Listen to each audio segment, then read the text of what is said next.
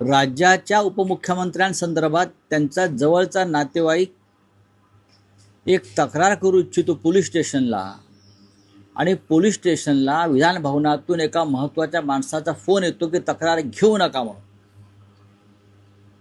हा काय प्रकार आहे? म्हणजे तुमचं जे सगळे अश्रू होते ते मगरीचे अश्रू होते ना. DGCA ने अशा प्रकारच्या अनेक हत्या अप्रत्यक्षपणे केलेल्या आहे. एअर इंडियाचं विमान पडलं अहमदाबादला, त्याचं काय झालं त्या तपासाचं? तुम्ही त्या पायलटला जबाबदार धरताय, पण पायलट जबाबदार नाही आहे.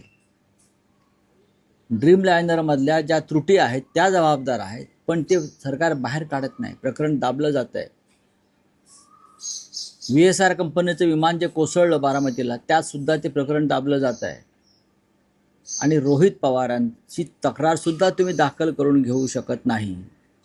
म्हणजे तुम्ही काहीतरी लपवण्याचा प्रयत्न करताय. त्या कंपनीमध्ये अनेक राजकारण्यांचे, अनेक मंत्र्यांचे पैसे गुंतलेले आहेत.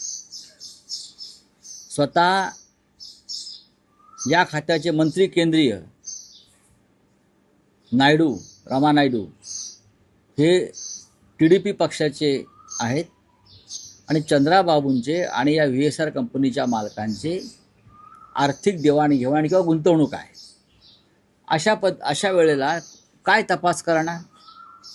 अनेक विषय काल आम्ही समजून घेतले, आणि मला असं वाटलं की रोहित पवार ज्या पद्धतीने हे मुद्दे मांडतात ते अत्यंत महत्त्वाच्या लोकांसमोर आले पाहिजेत. अजितदादांचे प्राण गेले, यापुढे इतर महत्त्वाच्या व्यक्तींचे प्राण अशा पद्धतीनं जाऊ नयेत, असं मला काल ते सगळं पाहिल्यावर वाटलं.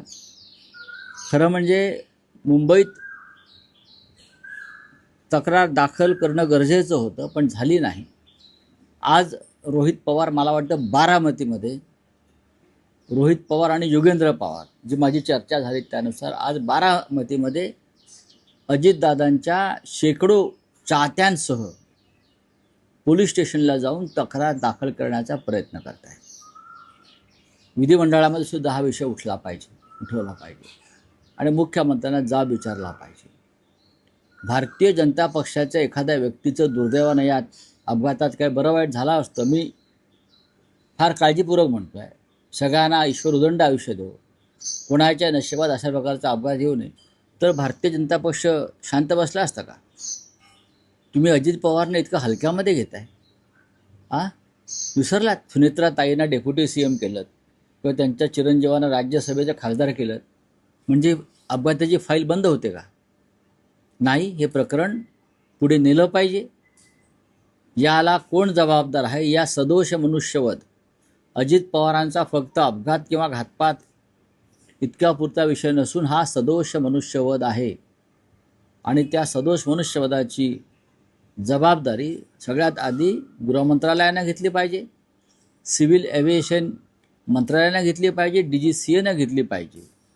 आणि ह्या सगळ्यांच्या विरुद्ध, या यंत्रणा ज्या आहेत त्यांच्या विरुद्ध खटले दाखल करण्याचे, गुन्हे दाखल करण्याचे आदेश राज्याचे गृहमंत्री, मुख्यमंत्री देवेंद्र फडणवीस यांनी दिले पाहिजेत. कोणालाही पाठीशी घालाल असं वाटतं, तुम्हाला महाराष्ट्राची जनता माफ करणार. CEN न्यूज, देश प्रदेश की ताजा तरीन खबरों के लिए CEN न्यूज को सब्सक्राइब करें और रहें पल पल की खबर से हर पल बाखबर.